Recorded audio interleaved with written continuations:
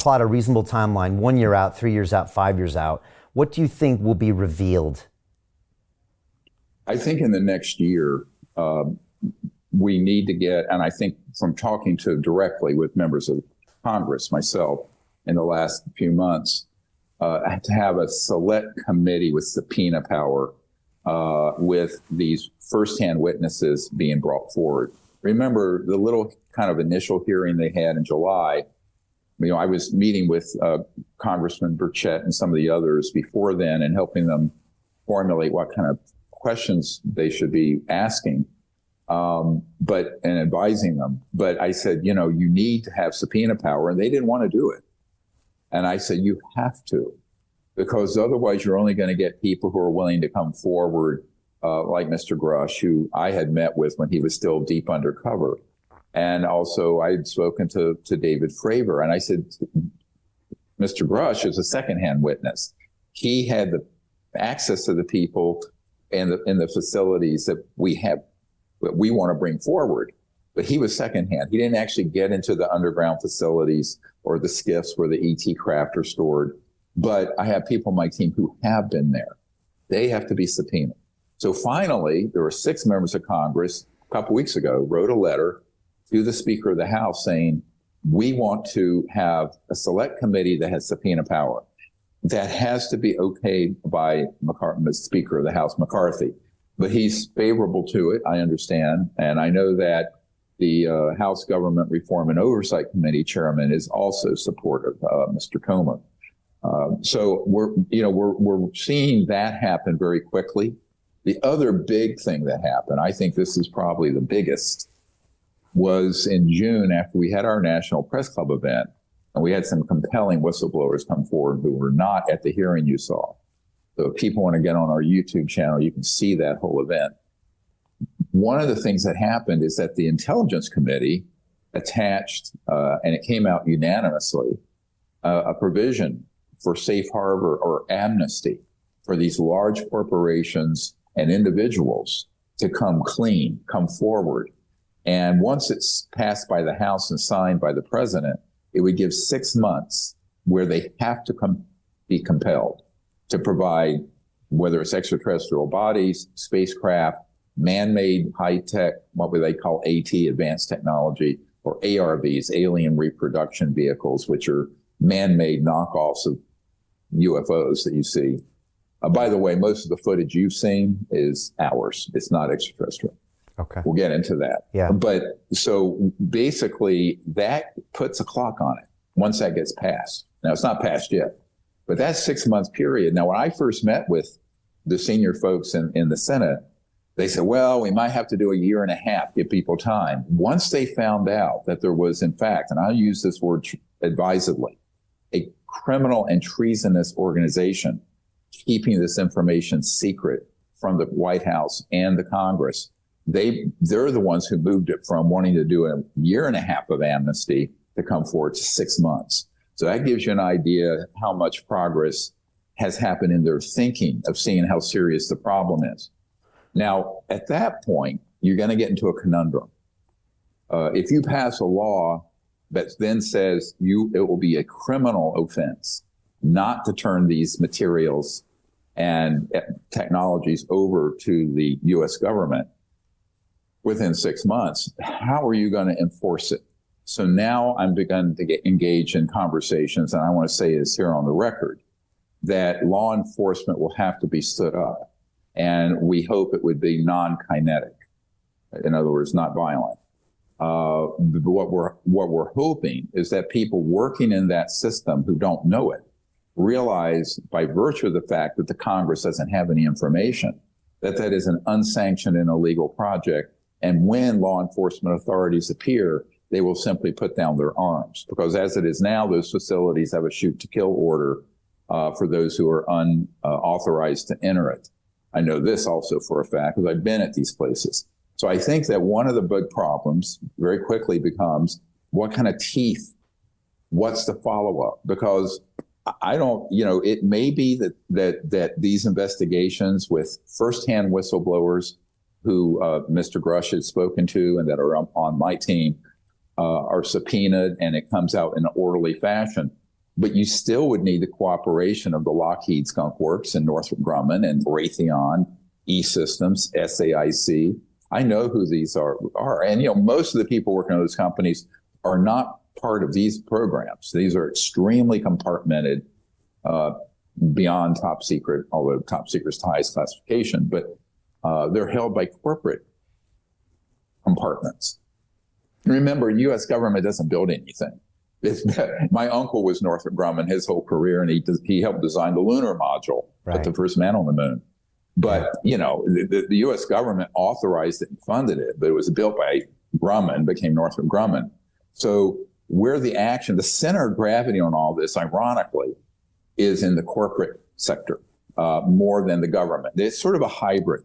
So when you approach it from a governmental inquiry, they claim private corporate intellectual property. If you would take it from the point of view of a civilian going after a corporation, they cite national security. Right. So it's a hall of mirrors. Wow. And that game is very effective. We know that at the Dugway Proving Grounds, where there's a substantial facility underground and some that are above ground dealing with this issue, the contractors, the private contractors there, own 52% of the projects, and the government 48%. That's been set up deliberately. And the transactions there are in cash, cold hard cash. To keep it quiet, to keep it secret. Yes, and we have a whistleblower who will testify to this. So, wow. Okay. That's what we're trying to get to. We're trying to really get right down to the brass tacks. And while it's useful to have some of these jet pilots who've seen objects and had them on their instruments and radar and infrared sensors and whatnot, we really need people who've been boots on the ground. I hate to say that word, but in the trenches, working on this, on the retrieval teams. A lot of people don't realize my archive, we now have 122 cases of what Mr. Grush referred to, and that is these objects being targeted with electromagnetic weapons, like a portable EMP or even a fixed EMP, electromagnetic pulse weapon, downed and retrieved, autopsied or dissections of the ET beings, and studying reverse engineering of the craft. That began way before Roswell. It happened in the 40s early. Remember that because I came from a science background, I kind of bought into the scientism of everything without looking into the facts of who might be, looking to manipulate that for their own agendas. And I think most of the world, and maybe here because I get to talk to a lot of interesting people, have shown that there's a lot of vested interest to keep certain things public and other things private. Usually there's a lot of money involved, there's a lot of power involved. And I think through the lockdowns and pandemics and vaccine stuff, we've seen a lot of evidence of that. And there's no reason to think that's not happening here as well, right? Oh, this was the mother of all of those sort of spinmeisters. I have a CIA document, multiple. One from the 50s where they had engaged Donald Menzel, Dr. Menzel at Harvard, by the CIA to debunk, and he was an astronomer, astrophysicist actually.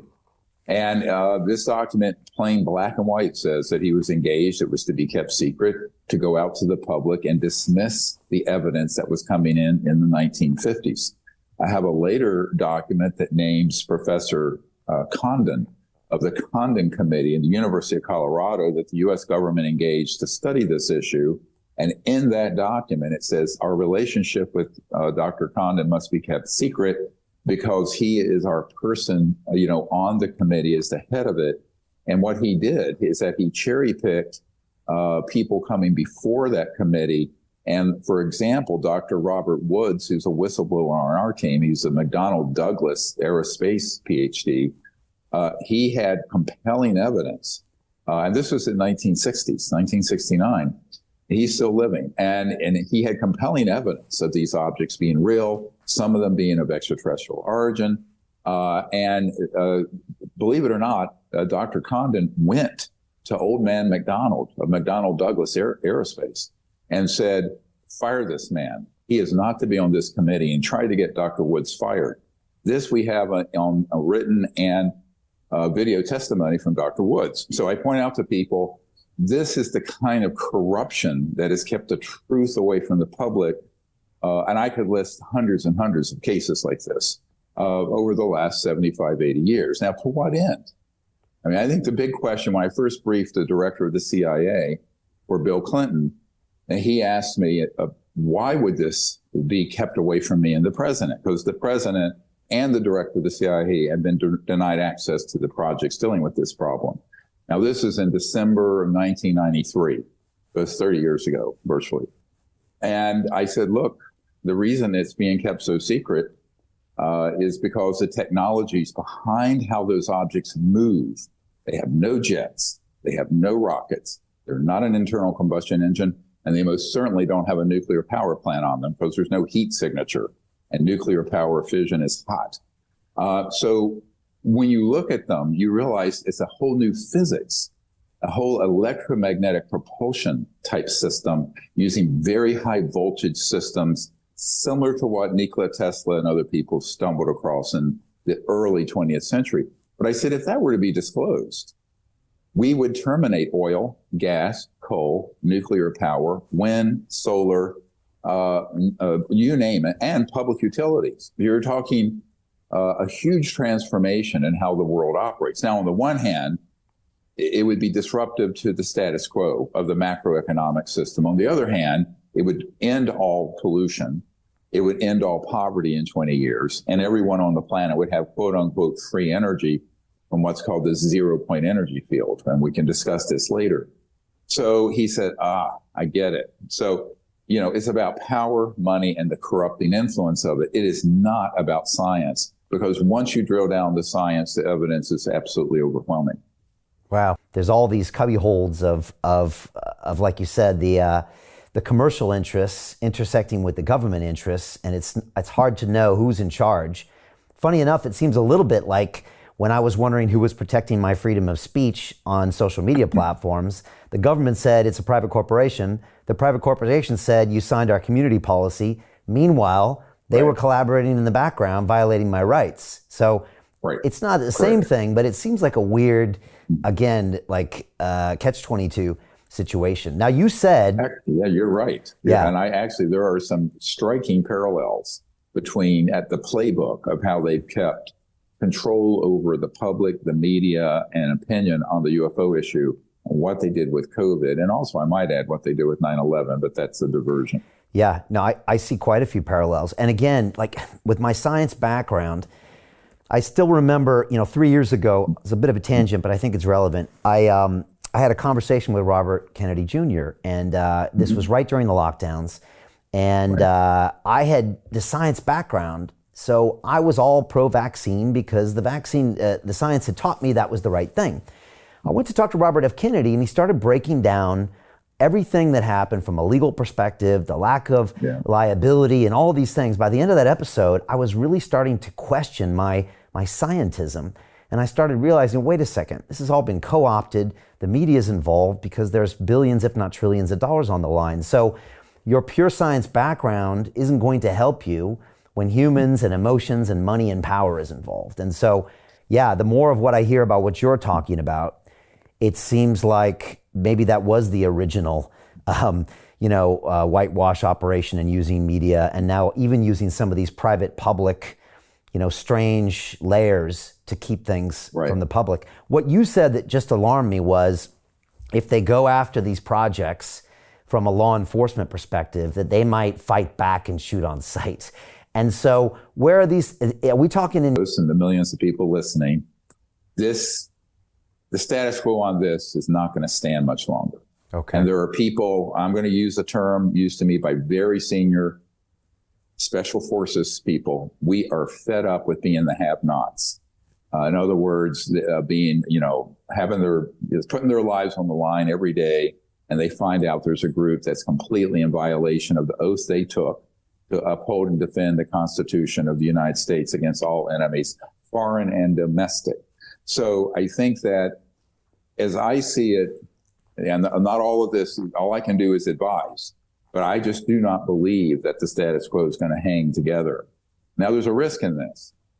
The ultimate false flag operation would be for the folks in control of these advanced technologies to launch what we call a false flag, or deceptive indication and warning is what's called the Pentagon. regarding this issue, where they could stage what would look like an alien attack, like something out of a Hollywood movie. And it would look to everyone very convincing, but 100% of it would be our man-made assets out of the Northrop complexes and the Llano plant. We know where the plants are that are building the man-made UFOs. Well, let's jump in right there, and because I haven't asked you the $50,000 question, which is, what is behind the curtain? Like, you've just hinted at it a little bit there, but what is behind the curtain? What will we find, or what do you know is there? Because you said there's extraterrestrial stuff, but also man-made UFOs. What are they working with? Well, again, if you over 80 years and countless trillions of dollars, literally, and the most brilliant scientific minds you will ever meet, which, by the way, are not at Harvard, MIT, and Caltech, they're in a skiff, and they were plucked out of high school and undergrad. The guys I know with IQs, I'm sure, north of 200, as high as the scale goes. And when I meet with these men who are these scientists, my God, the technologies they work on. Let me give you a hint. When Ben Rich was dying, he was the head of the Lockheed Skunk Works, the premier secret aerospace engineering outfit. And Jim Goodall, who's on our team, and you'll see him make this statement at our conference before our National Press Club event in June. It's up there for people to see if you want to. And he said he spoke to Mr. Rich about a week before he died, or the week that he passed. And he asked him about this. He said, Jim, out in the desert, you're not talking about Area 51. He specifically said, out in the desert, the Lockheed Skunk Works, anything you can imagine and anything you've seen on Star Trek, we've done. We've done. Now, what is he talking about? Well, he's talking about man-made craft that move very much in a way that people would think was an extraterrestrial vehicle or an ETV. Technologies that can basically violate space-time by bending it. So it's sort of like on a piece of paper where you have an object here and an object here, or a point of space here and here, and you want to go from one point to another. Instead of going in a straight line, you're bending space-time like a piece of paper, so you're here.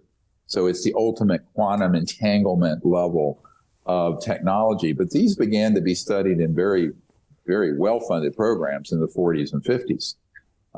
And so they have those sort of technologies. And one of the shocking things, I think, for most of the people in Congress, when I meet with them, I'll throw the footage up you're referring to of, David Fravor chasing this object off the coast of California. I'll say that object, I can prove, is from the Lockheed Skunk Works. It is not of alien origin. And of course, they're all assuming it's from China or another country. I said, no, it's in your backyard. And I've talked to members of Congress. I said, it's in your jurisdiction. It's in your congressional district.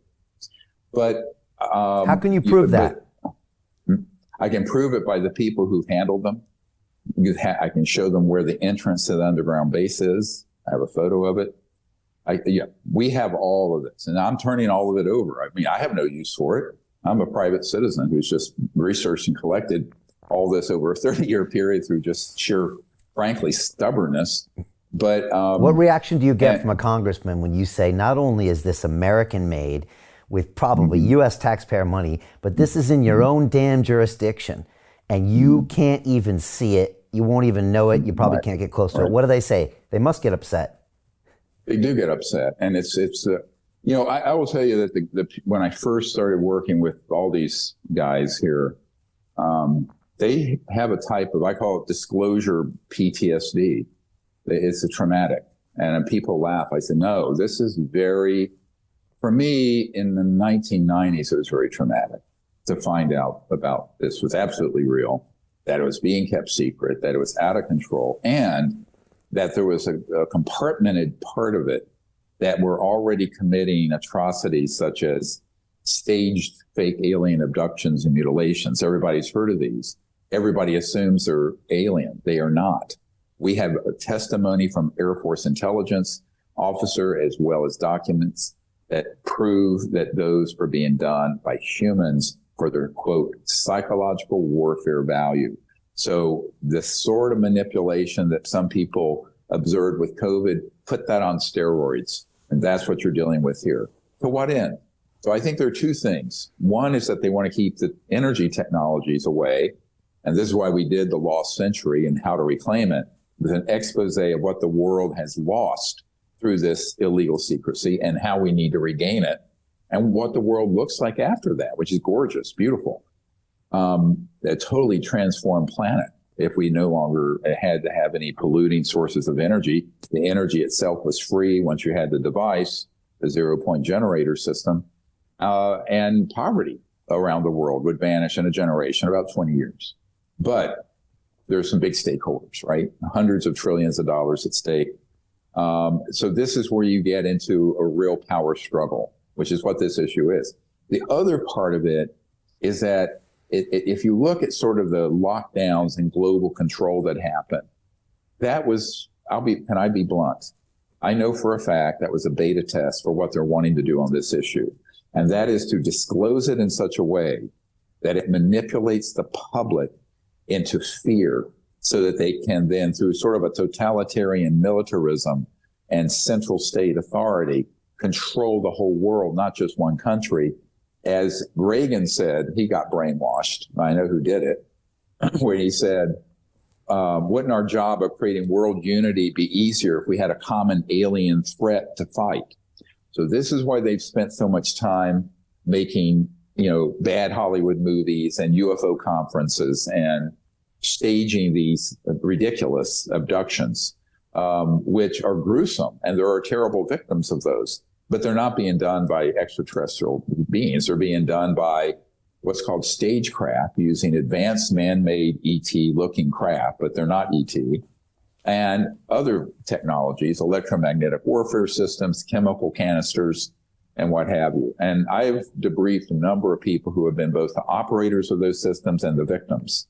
And so this is something that needs to come out, because part of it is that when you look at what this... See that right at darkjournalist.com. All right. So sometimes, you work and you work and you work on something, and then it falls into your lap. So the Melon fraud, first of all, by the UFO obsters, got unraveled this week, and it unraveled on the weight of its own, lies. Now, it's interesting. There's a history there. I know a lot of people jump up and are saying, like, oh, hey, I used to out the Elizondo thing here and there. A lot of people who were behind the Elizondo thing, they got a lot of the UFO community on their side. And it was through the figure of Christopher Melon, who's a former DOD official, part of the Melon banking family, and, at times called the mayor of Area 51, because he was the guy who would go there and check it out and give them a clean report card and all the rest. Very early on, he was sucked in to that machine. And we know a great deal about him and the things that he's tried to do to launch this false CIA UFO threat. And so we started putting this on the record as soon as it came out, and all the contradictions and all the rest of it. And little by little, some researchers came on board and getting some major pieces of the puzzle out there. Now, fully discredited, Elizondo, the claims of TTSA, the claims of the New York Times article, all that stuff, the Tic Tac video, the whole mess, which was all part of a threat narrative op, which they try to mutate at different times. But the key figure behind it was Melon, and this was something that was missing, I think, from everyone's vocabulary around this, and it's something that we tried very hard to put on the record. So this culminated when I talked to David Grush, the UFO whistleblower, as it were. And it's interesting because he comes up tonight because of a few comments that we had back and forth relating to the continuity of government program. But what I discovered when I was talking with him was that Melon had the golden leash there. And he was saying to me, I've been influenced by your work, but I can't appear with you because Melon would get angry. So this was interesting to me on a few levels, because I've always known that Melon was there. I always wondered who Melon answered to as well. But something really kind of major, two things around the Melon op that made the whole thing fall apart. And I think it's a huge moment. Then we have to really take a look at this And it relates directly to this entire story of the secret system that's running the UFO file. So Mellon, as you may recall, claimed to be this kind of person who was helping things along, all the rest, just wanted that UFO disclosure. By the way, in 2016, he said there were no UFOs, and the government wasn't hiding anything at Area 51 or anywhere else. But in 2017, he changed. It's very interesting with Melon because the people, I think, that were controlling him weren't sure when to launch him. But once they did, they launched him to save the sputtering TTSA Elizondo operation. Now, a big report came out of AARO, which was the phony UFO defense office that Marco Rubio put together with Kirsten Gillibrand, Senator Gillibrand out of New York. And they put together a big report with Sean Kirkpatrick saying, like the UFO thing, it wasn't, we couldn't find any evidence and all the rest of it. And this was part of giving them the ability to search for few records for defense contractors for little things that might be hanging out there. So Gizmodo, which is one of these tech blogs, which I knew well back in the days when I ran a tech magazine, said another UFO report is a bust. Why do many people still believe the truth is out there? In this article, Christopher Mellon gives an interview, and this is on the record now. This is Mellon himself talking. All the people who supported Mellon and said he was being unfairly maligned and all this other nonsense, all that whole UFO, about 99% of the UFO field, and the nonsense they bought into, including the top figures, as I mentioned before, like Nick Pope and Dolan and George Knapp. All those people bought in and supported and promoted all of these CIA people to their audiences, which was a terrible idea. And right now I'm going to prove why, based on Mellon's own comments. Are you ready? I'm ready. All right. Watch this for the TKO. Now, this is Gizmodo. As it stands today, so much of the UFO story revolves around the premise of information, good information and bad information, credible information and incredible information. One influential figure who at many times has played a prominent role in helping deliver information about the UFO subject to the broader public is Christopher Mellon, formerly highly placed U.S. intelligence official. For my money, he's still a highly placed intelligence official. Mellon gives off the impression that he knows where the government's bodies are buried. Yeah, you bet. Born into a wealthy family, Mellon was educated at Yale, 322, and worked for the U.S. Senate Intelligence Committee for decades before transitioning into the intelligence community.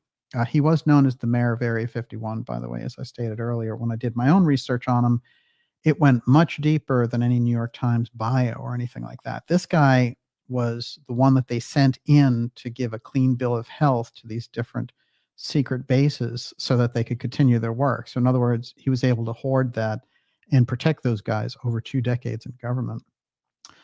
So he was at Yale. All right. Deputy Assistant Secretary of Defense for Intelligence for both the Clinton and Bush administration. As part of his work in government, Mellon was part of a committee that was given oversight of all the Department of Defense Special Access Programs, or SAPs, compartmentalized initiatives that are shrouded in secrecy. As such, you'd think that Mellon would be the perfect person.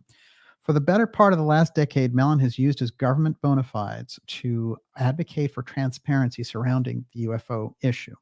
Now, as I said, in 2016, he said the government wasn't hiding anything. 2017, he changed, launched with Elizondo and the whole bogus arrangement with Tom DeLonge and all the rest. When I spoke with Mellon, he portrayed himself as a kind of bureaucratic truth seeker, a government insider who nevertheless has been flummoxed by the government's inaction on the issue of UFOs. As such, Mellon says he's played an influential role in bringing the issue to the media and Congress, and as a result, into the wider public consciousness. Here we go. Are you ready? Mellon says that after learning of the extent of UFO sightings by U.S. pilots, he wanted to spread the word about the issue. I came up with a simple plan to do that, which involved going to the press and going to Congress, said Mellon. He then relays to me a familiar tale that it's made its ways into numerous reports, the whole tic-tac nonsense and all the rest of it. The way Mellon explains it, the pivotal New York Times story that is largely credited with legitimizing UFOs within the broader culture never would have happened without his direct involvement. Quote, "This was not investigative journalism. Melon tells me, quote, I handed them the evidence, introduced them to Lou Elizondo, gave them a stack of documents, arranged for them to meet and interview Harry Reid, and made a deal with them. Okay, now let me tell you something. When you are in newsrooms, and I've worked in some of these newsrooms, if somebody says, I'm going to make a deal with you to get this story out, it is, the extent of basically perpetrating a crime on the public, because you don't make deals for a story. So he arranged for them to meet and interview Harry Reid and made a deal with them. They ran the story, which would appear on December 16th of 2017 on the front page. Melon says this was part of a broader plan on his part to spread the word about UFOs and get Congress to take action on the matter. So the whole thing, the whole fraud, as we pointed out in the article, which was loaded with fraudulent statements, and it was perpetrated by Leslie Kane and Ralph Blumenthal, that whole thing all came from Melon and his weird plan to launch this CIA UFO threat. Now, the threat piece, a number of people who were around the UFO thing, when I pointed out that the whole thing was about a threat, the UFO community, their whole response was, oh, no, it's not a threat. These CIA people are good. And you had guys, unfortunately, as I mentioned, like Dolan and Knapp and, a number of other people saying they're part of a heroic faction. Since one of the CIA heroes, I don't think so. Now, in the same week, this is 2 days before this huge admission in Gizmodo, a Grant Cameron interview on this vetted podcast. Here's the headline. Grant Cameron says Chris Mellon pulled out of Canadian UFO disclosure. Quote, this is Grant Cameron, the UFO researcher who's been on this program before. It was Mellon, as soon as he heard that the Canadians weren't going to do the UFO threat thing.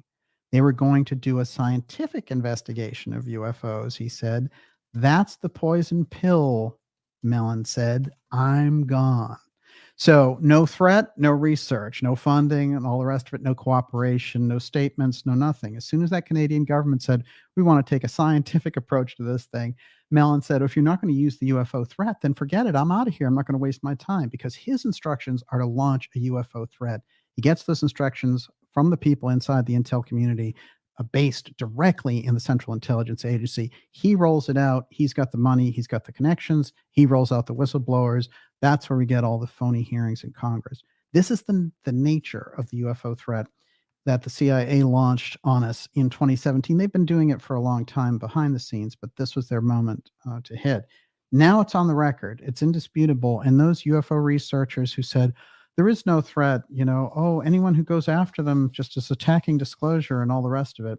No, it's on the record now. It's sort of undeniable. It's almost like the guy confessed to the crime. So there is no more discussion about it.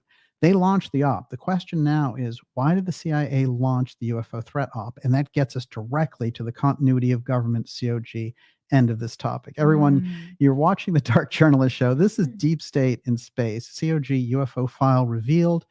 And saying this, y'all. This is Tim Gallaudet, okay? Impeccable credentials, confirming what I can only describe as aliens. Here we go. Do you have a certain confidence of what you think is going on down there, conversations that you might have, and one of the reasons that once you did retire that you wanted to come out and start speaking about it?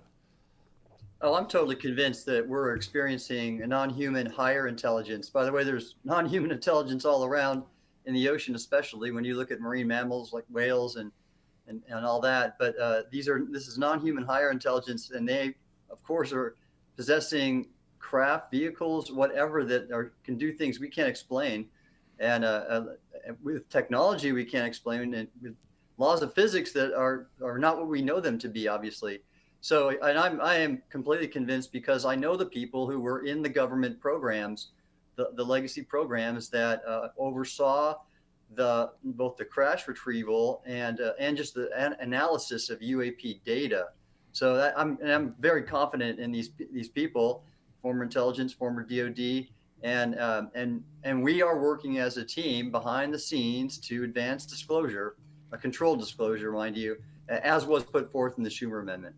Well, let me ask you that then, for what you just said, because as all this report comes from Arrow this past week, or I guess by the time this airs, about a week and a half ago, this is something that I think is very old school of things, the way that it was done in the 50s and the 60s, and trying to do the Blue Book type of actions. It seems that way. But when you say you want to do disclosure in the right way, is there this fear now? Because you see, as soon as that report came out, the community in general and people that are pushing for disclosure are like, okay, well, it's coming the hard way now, and all this. And that seems to be, right now, for me, on the outside, seems like an empty threat, to be honest.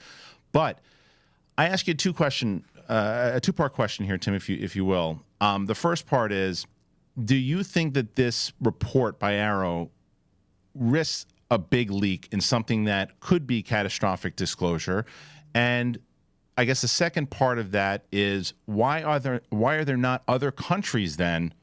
Why is the United States so like the front of this all? Why are other countries at this point go, who cares what the U.S. is doing? Yeah, they're covering up since the 40s. Here's what we got. Yeah, well, thank you, Christian. There's a couple things going on here. First off, this latest Arrow report, which basically denied any existence of evidence of alien sources or operators of UAP and any possession of crash material, et cetera. What is going on with that report? And this is common in every other area of classified information in the Pentagon. They have decided that that information should remain classified and unacknowledged. So the unclassified story is there's nothing there. And I know that to be a fact because several of my former colleagues, retired Navy admirals in the intelligence community, they've commented on this publicly saying, this is great. We endorse and support this report. And I of course, have a different opinion. Mm-hmm. I don't want to criticize the folks at Arrow. They're intelligent professionals. They are working. I communicated with one of them today, and they are working to better understand what UAP are, because we still have a lot of uncertainty and questions. And frankly, the government still doesn't know what they are, where they come from, what their intentions are. But we do possess material and more data that the government does not want to disclose. And they're doing it, I surmise, because of national security reasons. They don't want our adversaries, China mainly, to know that we have these materials and that we might be trying to gain a technology advantage over them. That's just their policy decision. You know, I of course think we should have a different approach where we look deliberately, as was outlined in the Schumer Amendment, to say, okay, we're going to maybe not release some of the most advanced information that could be a risk in terms of giving an adversary a technology edge. But then we should release to the public just the awareness that we are being visited.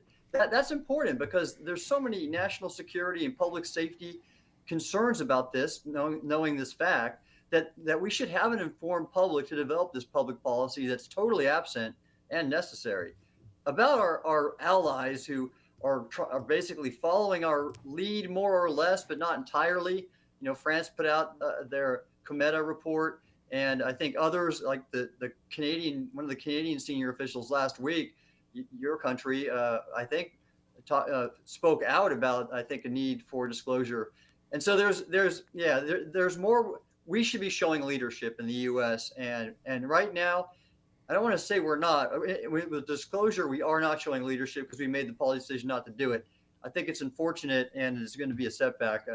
And as you said, Christian, this could very well lead to a pretty dramatic disclosure event with the whistleblower protections that exist, and in a way that is going to be out of control for the DoD. And I thought they should have been a lot smarter in how they approached that report. That could. Wow. What do y'all think of that? Tim Gallaudet, what a great speaker, to be honest with you. Again, this is someone we should respect. Impeccable credentials, retired Rear Admiral, chief oceanographer, chief meteorologist, and they were, he basically would help set up, these huge training sessions, right, with the Navy, let them know what the weather's going to be like, where they should set up, right, whole battalions, whole squadrons, and